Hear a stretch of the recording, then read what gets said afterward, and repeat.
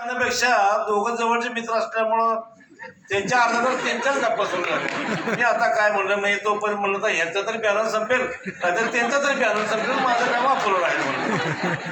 काय शेवटी का बसलो आता काय म्हणजे डॉक्टरांच्या पुढे बोलणं चुकीचं आहे ना. मग आपले मित्र असले काय ना आणखीन कोण असले काय, मग तरी बोलण्याचं आहे म्हणलं. ठीक आहे सुभाष म्हणले का फोन केलाय? अरे म्हणे एक माझ्या गावाला एक मुलगा आहे म्हणले, थोडस लोकांना मदत करतोय, लोकांची कामं करतोय, माझं पण काम करतोय, तर त्याचे मी कागद तुला कुरिअरने कशाने तरी पाठवतो म्हणले, तेवढं बघून तू सांग. सप्टेंबर महिन्यातलीच ही घटना आहे. अरे म्हणे काय बघायचं काय म्हणले, तरच पाठवून दे म्हणे समक्ष. आता मुंबई पण म्हणजे 22-23 वर्षापूर्वी मुंबई आम्हाला कधी माहीत पण नव्हती, आम्हाला कशी कुठं मुंबई आहे, कसली मुंबई. तिथे म्हणजे त्याला ग्रँड रोडला पाठवून दे म्हणे, तिथं माझं ऑफिस आहे ग्रँड रोडला. ग्रँड रोडच बरोबर आहे ना पहिलं ऑफिस. तिथं गेलो, मग तिथं पण त्यांची पत्र वगैरे घेऊन आलो. मग मला डॉक्टरने सांगितलं होतं की बाबा म्हणजे तू मुंबईला चालला म्हणजे लय नटून तटून जाऊ नको म्हणले, नटून तटून गेला म्हणजे परत तू तिथंच थांबशील म्हणले. तू नटून तटून जायचं काय विषय जायचं आहे म्हणलं, माझीच परिस्थिती ठीक नाही. मग मला साहेब मुंबईला जाऊन यायचं म्हणलं की 4-5 हजार रुपये तर मला माझा खर्च होईल. म्हणजे आता तेवढे पण पैसे नाहीत का तुझ्याकडं? म्हणलं नाहीत, मला तर मी आल्यावर तुम्हाला ॲडजस्ट करून देतो म्हणून. मग त्यांच्याकडून पैसे घेतले 5,000 रुपये. मी मुंबईत आलो, ग्रँड गेलो, तर त्या दिवशी सर बाहेर देशात होते. सकाळी 8 वाजल्यापासून त्यांची रात्री 9 वाजेपर्यंत वाट पाहिली तरी आलेच नाही. मग त्यावेळेला आदरणीय कैलासवासी गोपीनाथ मुंडे हे डेप्युटी हे होते आपल्याकडं महाराष्ट्राचे, बाकी आणखीन एक 2-3 मंत्री, 3-4 कलाकार त्यांच्या ऑफिसमध्ये येऊन त्यांना भेटण्यासाठी येऊन गेले, पण त्यांचीच भेट झाली नाही.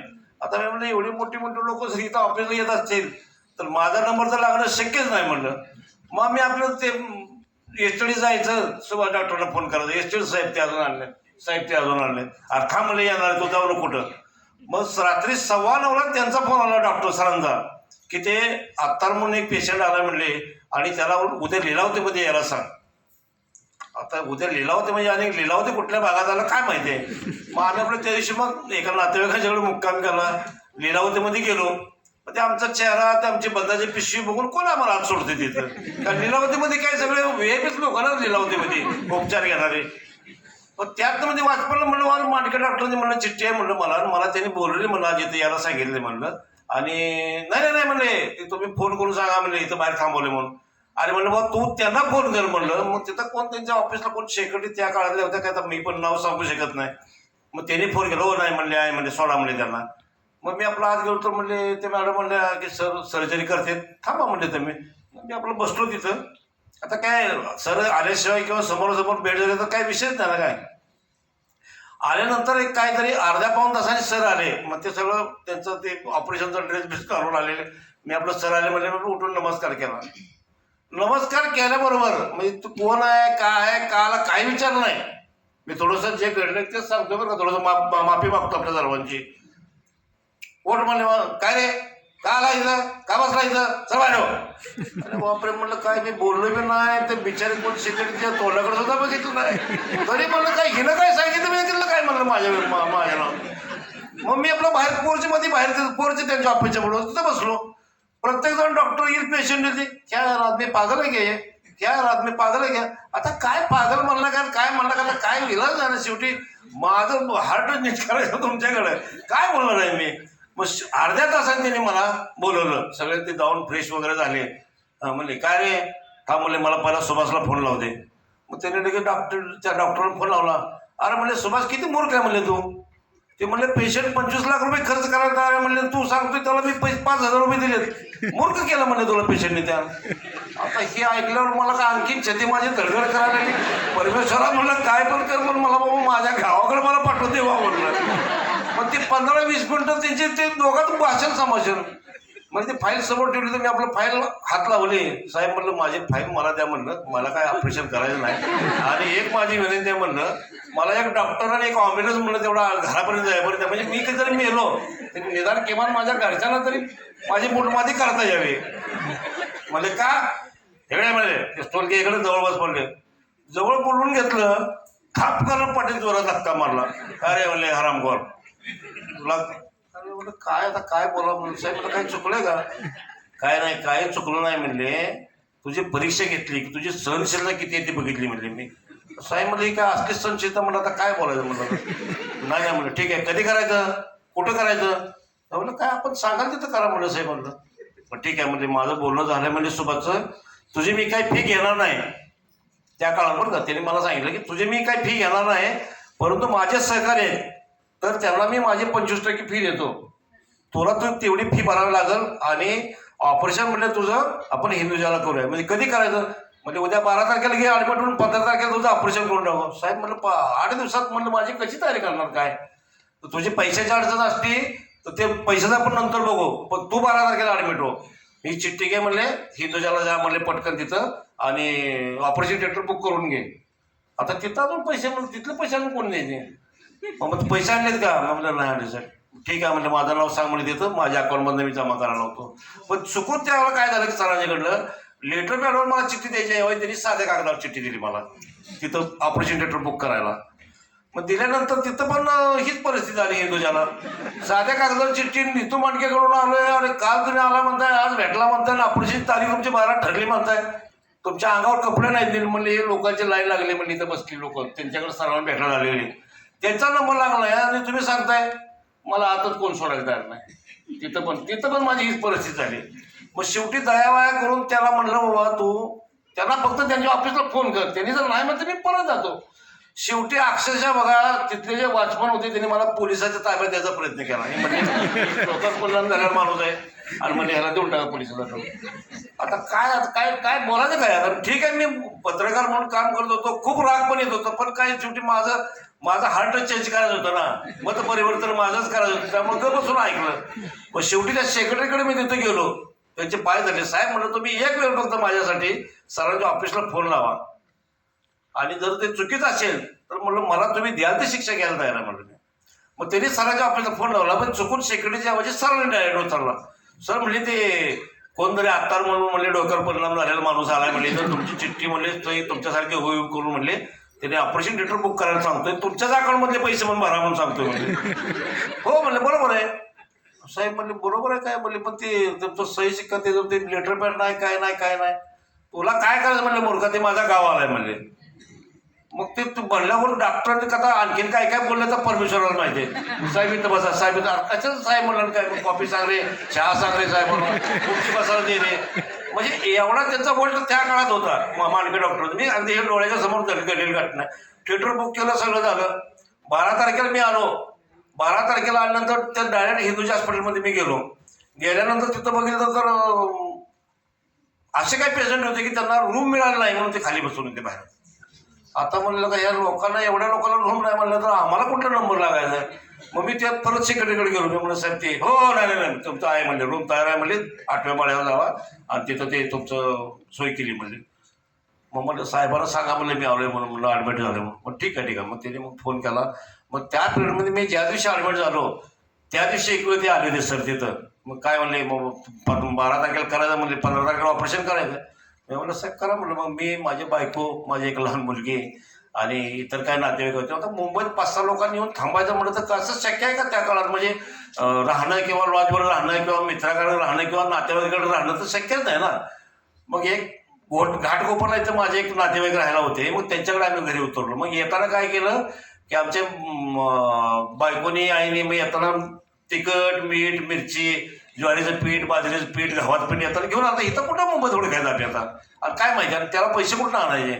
मग ते व्यवहार मग तिथं झालं 15 तारखेला मग ते माझं ऑपरेशन तारीख ठरली. सकाळी 7ला मला स्टेजवर टाकून नेलं आता ऑपरेशन करायला. आयला म्हणलं मांडके डॉक्टर म्हणलं एवढे बेजे आहेत म्हणलं खरंच ते डॉक्टर ऑपरेशन करते तर कोण करते म्हणलं. ती परत सांगा आले त्यावेळेला ते साहेब आले तिथं 7 वाजता आणि साहेब म्हणलं मांडके डॉक्टर कोण आहेत म्हणजे का नाही सर म्हणलं मला बघायचं म्हणलं कारण मी बघितलंच नाही म्हणजे त्या हिशोबाने त्याच्यावर काय बघितलं नाही. मग त्याने ते मास्क बिस्क काढला. अरे मीच आहे म्हणले आता हां म्हणलं काय अडचण नाही म्हणलं येणं आणि परत पुन्हा काहीतरी इमर्जन्सी आणखीन दुसरा काही पेशंट आला मला परत पुन्हा बाहेर नेलं. आता काय घोटाळा झाला काय कळायला आणि मग परत 1 वाजता मला ऑपरेशनमध्ये घेतलं.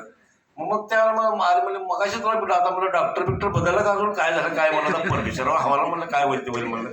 मग त्या दिवशी बघा माझं 15 तारखेला ऑपरेशन झालं आणि लगेचच मला वाटतं एक 8 दिवसात तर माझा डिस्चार्ज पण झाला सरांचा. मग त्या हॉस्पिटलचं बिल एक साधारण औषध गोळ्याचं काहीतरी लाखभर रुपये त्या काळात झालं. आजही माझ्याकडे त्याची बिल आहेत. मग सरांचे काय जे झाले होते पैसे त्यातले पण मी निम्मेच पैसे दिले.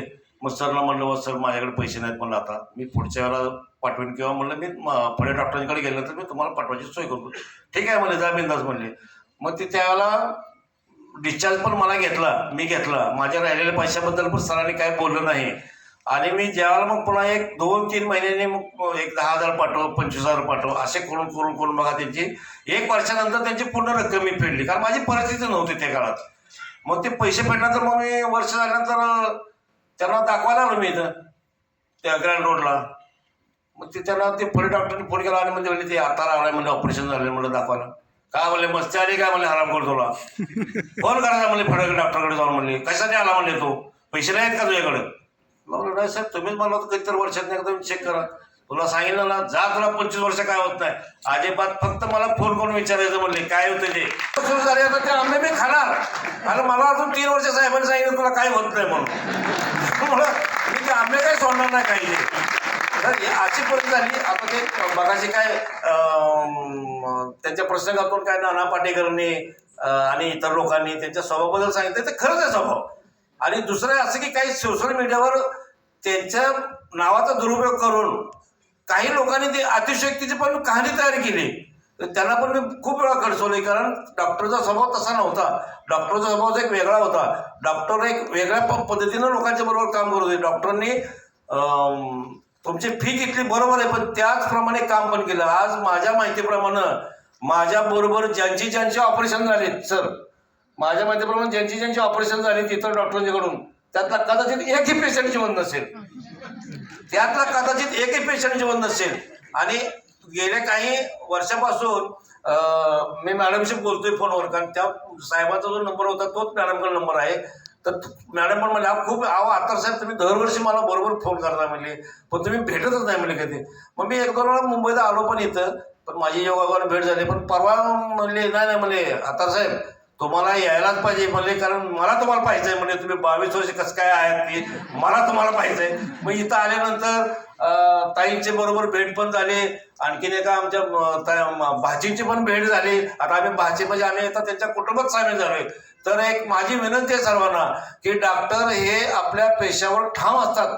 कधीही जातीवाद पक्षपात अमकं तमकं जे काय अफवा उठले असतील त्यांच्या, मी काय कुठल्या विषयावर मी नाव घेत नाही किंवा मी त्यांच्याविषयी काही बोलत नाही, कारण त्या काही गोष्टी जरी मला माझ्या कानावर आल्या असतील तर मी त्याविषयी काय बोलत नाही. पण डॉक्टर ज्या वेळेला दवाखान्यात त्यांच्यासमोर पेशंट असतो तर त्यावेळेला ते फक्त डॉक्टरच असतात.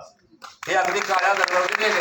पेशंटचा कुणी पेशंट असू द्या, मुस्लिम असू द्या, मराठा असू द्या, कोण कुठल्या जाती धर्माचा असू द्या, त्याला जिवंत करणं, त्याचं आयुष्य वाढवणं, त्याच्या कुटुंबाचं नुकसान होऊ देऊ नये ही जिद्द डॉक्टरांची असते. आणि तीच जिद्द डॉक्टर माटकेची होती. आज खरं म्हणलं तर ते त्यांचे उणीव जे आहे आता संपूर्ण जगाला ते कदाचित कोणी भरून पण काढणार नाही. पण एक माझी विनंती आहे सर्वांना की आणखीन एखादं ताईसाहेब आणखीन जर आपल्या घरात एक छोटा डॉक्टर जर आपण एक मालिकेच्या रूपाने जर तयार केला तर खूप राज्यातल्या खूप गोरगरिबांना त्याचा फायदा होईल. आणि निश्चितपणाने आपण हे कराल. आणि आज पुन्हा एकदा त्यांना मी माझ्या परिवाराच्या वतीनं पूर्णपणे त्यांना विनम्र अभिवादन करून माझं एक छोटंसं 2 शब्दाचं भाषण बोलून आणि काय माझ्याकडून चूक झाली तर बोलताना तर मी सर्वांची माफी मागतो.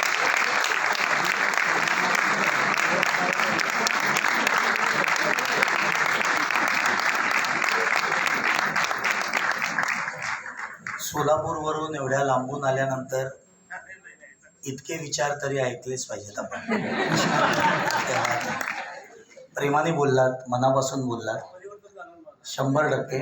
आणि सर्वात मुख्य म्हणजे एका गोष्टीची जाणीव करून दिलीत की असीम कर्तृत्वाला जेव्हा माणुसकीचं कोंदण लागतं त्यावेळेला सिग्नेचरचं रूपांतर ऑटोग्राफमध्ये होतं. मी विनंती करतो अलकाताईंना की त्यांनी स्मृतिचिन्ह देऊन अत्तार साहेबांचं इथे अभिनंदन करावं आणि मनातील कृतज्ञ भाव व्यक्त करावे.